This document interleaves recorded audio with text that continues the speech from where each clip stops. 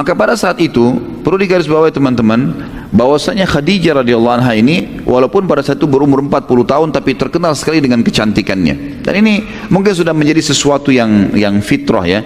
Kalau seseorang yang berlimpah hartanya, maka segala kebutuhan terpenuhi, itu berpengaruh kepada masalah terlihat tertua atau tidak. Karena orang biasa kalau punya beban hukum, beban masalah ekonomi, masalah-masalah yang dihadapin, kadang-kadang berpengaruh kepada raut wajah ya. Seperti itulah kurang lebih rasionalnya gitu ya.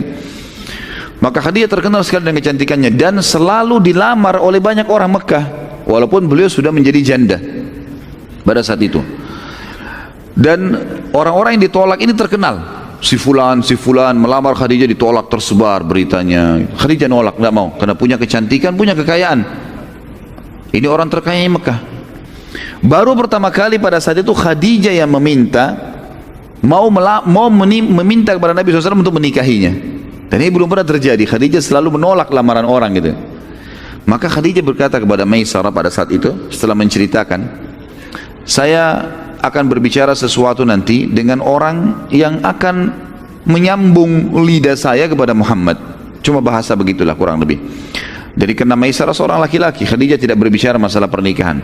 Lalu Khadijah pun mencari siapa kira-kira orang yang paling pantas untuk diajak ngomong. Ditemukanlah seorang sahabatnya bernama Nafisa. Nafisa sahabat dekatnya Khadijah. Lalu berkata Khadijah, wahai Nafisa, apa kamu sudah tahu cerita tentang Muhammad? Oh belum, kata Nafisa. Kata Khadijah, ceritanya begini loh, begini, diceritain semua panjang lebar yang Maisarah cerita. Lalu Nafisa juga kaget, seperti itu kah Khadijah? Dia bilang iya. Dan saya punya niat sesuatu yang saya ingin kamu yang menyampaikannya. Kata Nafisa, apa itu? Saya ingin agar engkau menyampaikan kepada Muhammad untuk melamarku.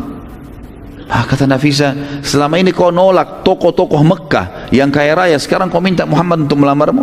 Artinya Nabi SAW memang waktu itu pedagang, tapi bukan sekelas levelnya orang-orang nomor satunya Mekah yang melamar Khadijah kemudian ditolak gitu kan. Maka pada saat itu kata Khadijah, iya, saya bersedia kalau Muhammad mau menjadi suami saya. Maka Nafisa pun tidak menunda, mengatakan urusan saya akan pergi. Maka waktu itu Nafisa pun mendatangi rumah Nabi SAW, kemudian menemuinya. Di depan ada keluarga-keluarga pada saat itu. Di antaranya tentu ada Abu Talib pamannya, kemudian ada sepupu-sepupunya gitu kan. Lalu Nafisa mengatakan, wahai Muhammad, mengapa engkau belum menikah? Kata Nabi SAW, belum cukup bekal. Ini biasanya kalau dalam terjemahan bahasa Indonesia begitu ya. Kalau bahasa Arab itu min qillati dzatiyat. Orang Arab biasa begitu. Bisa saja dia mengatakan saya belum punya rumah karena masih numpang sama pamannya memang pada saat itu. Itu kan masih tinggal sama Abu Talib. Kemudian usaha saya masih baru mulai. Ya nantilah kalau sudah mantap semua sudah mapan baru saya menikah. Lalu kata Nafisa, ya, wahai Muhammad, mengapa engkau tidak menikah dengan wanita yang berkumpul semua pada dirinya hal yang kau butuhkan? Kecantikan, jalur nasab, ya, kekayaan, kepintaran, gitu kan, kedudukan, semua ada. Kata Nabi SAW, siapa yang kau maksudkan? Kata Nafisa, Khadijah binti Khuwailid, gitu kan, Khadijah binti Khuwailid. Lalu kata Nabi SAW, bagaimana bisa Khadijah? Mali wal Khadijah, kata Nabi SAW. Bagaimana saya dengan Khadijah? Mustahil lah itu terjadi. Karena Khadijah siapa? Orang yang memang menolak semua tokoh-tokoh satu Mekah. Tahu kalau dia tolak tokoh-tokoh Quraisy.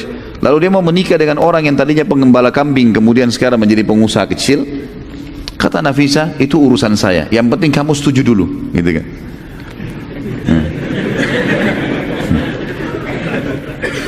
Ini yang bujang-bujang yang ketawa ini. Maka pada saat itu pun Nafisa kembali kepada Khadijah mengatakan, oleh Khadijah, sudah selesai urusannya. Apa yang selesai? Muhammad sudah setuju, gitu kan? Kata Khadijah, baik kalau begitu, jangan ditunda, gitu kan? Maka Nafisa kembali lagi ke Nabi SAW mengatakan, wahai Muhammad, sudah selesai urusannya. Apa yang sudah selesai? Khadijah sudah setuju, gitu kan? Sudah selesai urusannya. Kapan kita bertemu? Dipanggillah Abu Talib, paman Nabi SAW, menghadap ke rumahnya Khadijah. Dan Khadijah itu ditemanin oleh, ada yang mengatakan yang temanin, waktu itu Nabi SAW dikatakan ditemani oleh pamannya Abu Talib dan Hamzah. Tentu ini sebelum bicara masalah Islam ya. Ya. Kemudian dari pihak Khadijah ayahnya sendiri Khuwailid, dan ada yang mengatakan ditemani juga oleh sepupunya Waraka bin Naufal, ya, pendeta Nasrani nanti yang akan mengakui kenabian Nabi SAW di masa penerimaan wahyu Iqra bismi rabbikal ladzi khalaq. Baik, pada saat itu terjadilah kesepakatan dan akhirnya menikahlah Nabi SAW dengan Khadijah, dan pada saat itu maharnya Nabi SAW yang diberikan adalah 20 ekor unta. Ya, jadi satu ekor unta itu sekarang sudah berapa harganya? Ratusan juta, gitu kan? Apalagi ya sampai 20 ekor unta. Gitu. Dan ini bantahan yang sangat jelas kepada para orientalis yang mengatakan Muhammad sengaja menikah dengan orang kaya karena dia ingin membiayai hidupnya. Dan ini tidak benar sama sekali. Salah sekali ini. Karena Nabi SAW waktu itu setelah menikah pun sama Khadijah, beliau yang memberikan kebutuhan rumah, nafkah, walaupun tetap memutar modal Khadijah. Karena setelah menikah, Khadijah menyerahkan seluruh hartanya radhiyallahu anha kepada Nabi SAW untuk dikelola, gitu kan? Silakan kelola, lalu dipakai bersama-sama, gitu kan?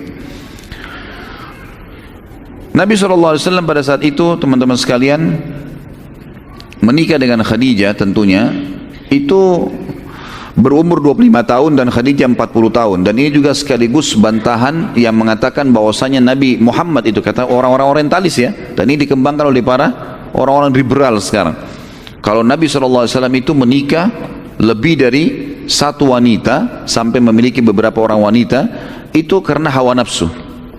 Ini pemahaman yang fatal sekali salah. Kenapa? Karena Nabi SAW pada saat menikah dengan Khadijah sampai Khadijah meninggal, Nabi SAW tidak poligami. Beliau sendirian. Padahal pada saat itu Nabi SAW mampu untuk menikah lagi. Sebagaimana kita akan lihat nanti, fase penobatan Nabi itu di masa beliau masih berumah tangga dengan Khadijah. Dan bisa saja beliau menikah pada saat itu. Tapi Nabi SAW tidak melakukannya. Dan dalam kondisi Nabi 25 tahun untuk menikah, Khadijah 40 tahun. Gitu kan? Jadi jelas sekali terbantahkan, tidak ada hubungannya dengan hawa nafsu ini. Dan kita lihat Nabi SAW menikah setelah meninggalnya Khadijah. Ya, setelah meninggal Khadijah, barulah masuk wahyu turun menyuruh Nabi SAW untuk mengizinkan Nabi menikah dengan Saudah binti Zam'ah, kemudian baru menikah dengan Aisyah, kemudian baru datanglah wanita-wanita yang lain. Setelah itu yang dinikahi Nabi SAW, itu pun wahyu dari langit, bukan keinginan Nabi SAW. Karena perilaku Nabi, perkataan Nabi semua dikontrol oleh wahyu, gitu kan? Wa ma yantiqu 'anil hawa in huwa illa wahyun yuha. Jadi perilaku dan keputusan Nabi SAW itu dikontrol oleh wahyu. Dan Nabi SAW mengatakan, sesungguhnya aku dinikahkan, maksudnya Allah perintahkan untuk menikahi dengan wanita-wanita ahli surga. Artinya yang sudah menjadi istri Nabi SAW adalah wanita ahli surga, dijamin oleh Allah Subhanahu Wa Taala. Dan kita tahu dari seluruh istri Nabi SAW semuanya janda kecuali Aisyah radhiyallahu anhu ajmain. Aisyah saja yang perawan, yang lainnya janda. Kalau Nabi SAW mau nikah dengan perawan, tidak ada yang nolak. Waktu Nabi SAW mau melamarkan Usama bin Zaid, ya, anaknya Zaid bin Haritha, kepada seorang wanita yang terkenal dengan kecantikannya di Madinah, orang tuanya perempuan ini mengira Nabi SAW yang melamar, sampai mereka mengatakan kalau Rasulullah SAW pintu rumah kami terbuka, mau jadi istri berapapun tidak ada masalah. Tapi akhirnya mengatakan enggak, ini perintah Nabi SAW untuk menikahkan dengan Usama bin Zaid. Lalu ditanyalah kepada anaknya, anaknya mengatakan kalau perintah Nabi SAW saya akan patuh. Lalu menikahlah Usama dengan anak perempuan itu. Jadi Nabi SAW bisa menikah dengan perawan semuanya kalau Nabi SAW mau. Berarti tidak ada hubungannya sama hawa nafsu. Ada pernikahan Nabi SAW teman-teman kadang-kadang karena ingin mengangkat kedudukannya para sahabat. Seperti misalnya beliau menikah dengan Aisyah, dengan Hafsah radhiyallahu anhu ajma'in, ini untuk mengangkat kedudukannya Abu Bakar sama Umar, dan menjalin persahabatan yang bagus gitu. Dan ini hal yang kadang-kadang hilang di antara kaum muslimin ya. Ini sunnah Nabi SAW teman-teman sekalian, bahwasanya kita menawarkan anak kita menikah dengan sahabat kita, karena itu kalau sahabat itu adalah orang yang baik karena keimanannya. Ini adalah contoh yang dilakukan oleh Abu Bakar dan Umar yang akhirnya menjalin hubungan persaudaraan dengan Nabi SAW karena menikahnya anak mereka. Terkadang Nabi SAW menikah demi untuk mengislamkan suku. Seperti misalnya pada saat beliau menikah dengan Juwairiyah binti Harith radhiyallahu anha, pada saat suku ini diserang gitu kan, Bani Mustalik namanya, diserang oleh Nabi SAW. Nanti akan kita bahas masalah peperangan itu ya. Pada saat Nabi SAW menyerang Bani Mustalik dan menang semuanya, karena mereka melawan pada saat itu, dikalahkan semuanya jadi tawanan. Juwairiyah binti Khuwailid binti Harith, Juwairiyah binti Harith ini radhiyallahu anha menjadi bagian dari tawanan Nabi SAW. Maka Nabi SAW tawarkan, hai Juwairiyah, mau enggak kamu masuk Islam? Saya bebaskan kamu dari keterbudakan. Kata Juwairiyah, tentu. Asyhadu an la ilaha illallah wa anna Muhammad Rasulullah. Kata Nabi SAW, kenapa tiba-tiba kamu mau masuk Islam nih? Kata Juwairiyah, sebelum anda datang wahai Rasulullah, saya melihat ada cahaya dari Madinah masuk ke kamar saya, dan saya menampilkan itu adalah anda yang datang. Maka saya menerima ini. Kata Nabi SAW, kalau begitu saya ya menerima keislamanmu dan juga menerima sebagai istri. Menikahlah Nabi SAW. Pada saat itu, karena masuk Islamnya Juwairiyah dan dia adalah anaknya Harith. Harith ini kepala suku Bani Mustalik. Melihat kejadian pernikahan Nabi SAW yang resmi dengan Juwairiyah ini, seluruh sahabat melepaskan Bani Mustalik, tawanan. Sudah, karena ini adalah Nabi menikahi anak kepala suku kalian, kami bebasin kalian. Tidak ada tawanan sama sekali. Gara-gara itu teman-teman masuk Islam orang-orang, gitu kan? Jadi memang ada maslahat di situ. Bukan cuma sekedar, tidak ada hubungannya dengan hawa nafsu nih. Dan memang subhanallah, saya temukan teman-teman orang yang melakukan poligami dengan tujuan hawa nafsu ini hancur ini. Hanya untuk berbangga-bangga. Iya, kalau dia mengatakan saya punya istri dua, saya punya istri begini, itu tidak akan bertahan lama. Dan tidak ada sesuatu yang mau dibanggakan. Orang yang melakukan poligami teman-teman menambah ekstra sesuatu, ekstra tenaga, ekstra duit, ekstra waktu, ekstra semua. Bukan cuma pikiran masalah biologisnya gitu kan. Biologis setengah jam selesai, 1 jam selesai, tapi orang setelah itu harus berikan nafkah, harus berikan perlindungan, harus berikan pendidikan. Ini semua yang harus difahami gitu kan. Jadi Nabi SAW tidak ada hubungannya sama sekali dengan masalah dengan hawa nafsu ini. Karena dari mayoritas kehidupan kita, biologis adalah salah satu substansial kecilnya saja. Kehidupan luas sekali gitu kan. Seperti contoh juga Nabi SAW menikah karena merasa kesian dan mau membantu. Menikahnya Nabi SAW dengan Ummu Salamah radhiyallahu anha. Ummu Salamah lebih tua dari Nabi SAW. Dan memang di akhir-akhir hidup beliau tidak bisa melayani Nabi SAW dari sisi biologis, sampai beliau menghibahkan malamnya kepada Aisyah radhiyallahu anhum ajma'in. Ya. Jadi banyak sekali hukum-hukum di sini. Di antaranya juga Nabi SAW menikah untuk menjelaskan hukum syar'i, seperti menikahnya Nabi SAW dengan Zainab binti Jahash, mantan istrinya Zaid bin Harithah. Dan ini subhanallah, saya lihat ada satu cuplikan orang yang murtad dari Islam, entah dari mana manusia ini gitu kan, orang Indonesia. Kemudian dia mengatakan, saya adalah dulu orang yang fanatik dengan Islam, apa segala, buktinya anak saya namakan dengan nama-nama Islam. Kemudian saya tidak temukan kebenaran lah dan segala macam hal. Lalu dia menuduh-nuduh Nabi SAW. Kalau Nabi SAW itu melanggar semua apa yang dia ucapkan. Seperti misalnya umatnya boleh menikah 4, kemudian dia menikah lebih daripada itu. Dan ini orang yang tidak faham hukum syar'i. Khusus berhubungan dengan Nabi SAW ada namanya khususiyatun Nabi SAW. Ada memang hal yang khusus buat beliau. Menikahnya tidak terbatas seperti umatnya memang. Nabi SAW memang begitu. Beliau punya puasa wisol namanya, puasa yang bersambung kan. Yang Nabi SAW tiap hari, kalau beliau puasa, misalnya hari ini, sambung besok. Nanti kalau maghrib beliau masih kuat, beliau sambung lagi hari ketiga. Waktu Abdullah bin Umar radhiyallahu anhu ingin mencontoh itu, kata Nabi SAW tidak bisa. Kalau kau Ibnu Umar mau puasa, maksimal sehari puasa, sehari berbuka puasa. Ini khusus untuk Nabi SAW memang. Penerimaan wahyu khusus untuk Nabi SAW memang. Itu kan? Jadi memang beliau penentu keputusan. Ada khususiyatun Nabi SAW. Yang penting dia mengatakan begini, salah satu perkataan yang berhubungan dengan tema kita, karena itu panjang kalau kita ingin bahas tentunya. Dia bilang Nabi Muhammad itu sendiri melanggar apa yang dia titahkan. Seperti misalnya dia menikahi mantan anak mantunya. Nah, ini pernyataan yang fatal sekali, salah ini. Dia bilang menikahi Zainab binti Jahash, mantan anak mantunya. Dari mana anak mantu Nabi ini? Suami Zainab binti Jahash, Zaid bin Harithah, bukan anaknya Nabi ya. Hamba sahaya Nabi yang dibebaskan. Pernah ternisbatkan namanya Zaid bin Harithah menjadi Zaid bin Muhammad karena waktu itu Nabi SAW, nanti akan kita ceritakan kisahnya itu ke depannya, itu pernah Harithah datang lalu mencari tahu mana anaknya. mencari tahu mana anaknya, keliling, karena Harith adalah orang yang terkenal di sukunya. Kemudian dia pun keliling mencari. Waktu terjadi peperangan antara suku dia dengan suku yang lain, dikalahkan sukunya Harithah ini, kemudian ditawanlah semuanya termasuk Zaid ini. Dijuallah Zaid dari pasar ke pasar sampai di pasar Mekah. Khadijah beli. Waktu sudah menikah dengan Nabi SAW Khadijah, lalu kemudian Zaid bin Harithah dihadiahkan oleh Khadijah untuk Nabi SAW. Lalu Harithah datang ke Mekah, nyari tahu informasi anaknya mana nih. Dia dengar anaknya ada di salah satu toko Mekah. Datanglah dia ke Mekah setelah menikah Nabi SAW dengan Khadijah. Lalu dia mengatakan, hai Muhammad, Zaid ini bukan orang, bukan budak, bukan sahaya. Ceritanya gini, suku saya sama suatu suku pernah berperang, kami kalah, lalu kami dijadikan sahaya, gitu kan, dijual belikan. Jadi Zaid ini orang bebas. Saya ingin tebus, berapa kau minta bayaran, saya akan bayar. Kata Nabi SAW, tidak usah tebus apa-apa. Supaya bijaksana, kata Nabi, tanya aja Zaid. Zaid ini maunya ikut saya atau ikut anda, gitu. Kalau dia mau pilih anda sebagai orang tuanya, silahkan ambil saja, nggak usah bayar apa-apa, bebas Zaid.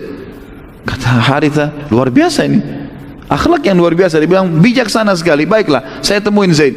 Ditemuin Zaid. Lalu ayahnya Harithah kaget waktu dengar jawabannya Zaid, gitu kan.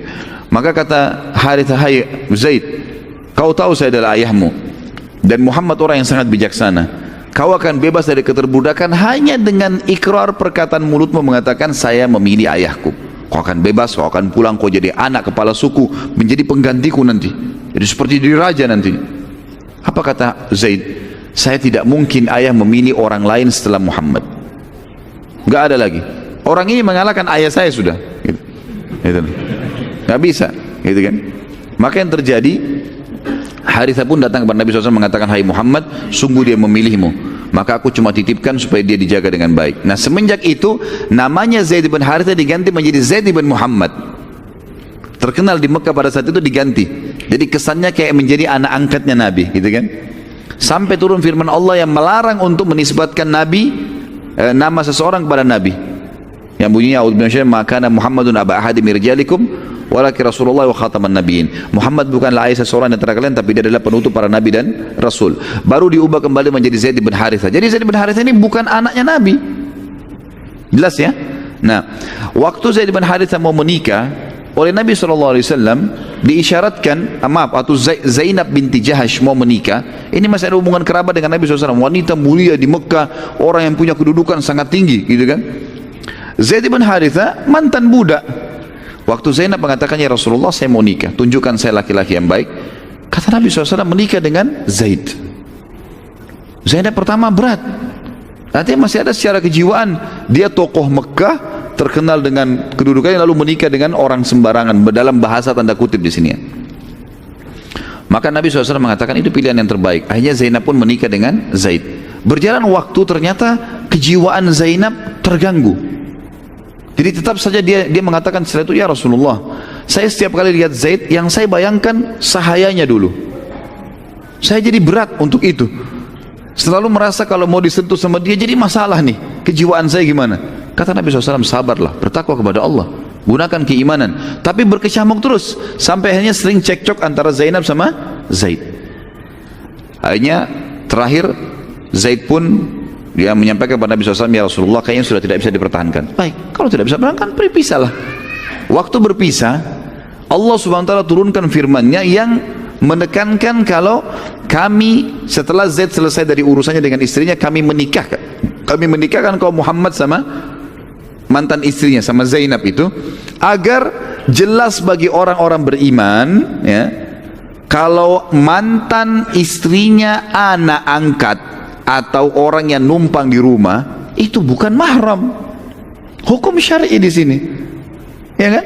Saya mengambil soal ini contoh saja, anak laki-laki saya ambil dari tempat anak yatim, kemudian saya besarkan di rumah saya, tumbuh besar dan seterusnya, sampai menikah saya nikahkan. Kemudian satu waktu dia menikah, cerai dengan istrinya. Istrinya itu bukan mahram saya, bukan, karena ini cuma anak yang tinggal di rumah saya, bukan anak kandung, gitu kan?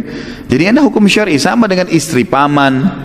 Istri paman itu yang sering kita bilang Indonesia tante, itu bukan mahram ya, karena kalau cerai sama paman kita boleh nikah dengan dia. Jadi gitu. Suami tante yang biasa di Indonesia dipukul rata semua dikatakan om, oke lah dipanggil om misalnya ya. Loh ya betul, tapi itu bukan mahramnya ya. bukan mahram. Jadi tidak boleh salaman memang. Hukum syar'i, karena kalau cerai sama tantenya, maka boleh nikah sama ponakannya si perempuan itu. Yang tidak boleh menggabungkan dalam poligami ponakan sama tante itu hukum syar'i. Tapi bukan mahram tetap. Jelas ya? Nah, ini yang dibahasakan di sini. Jadi kadang-kadang Nabi SAW menikah memang untuk wahyu menyampaikan penjelasan hukum. Seperti pernikahan Nabi SAW dengan Zainab binti Jahash radhiyallahu anha.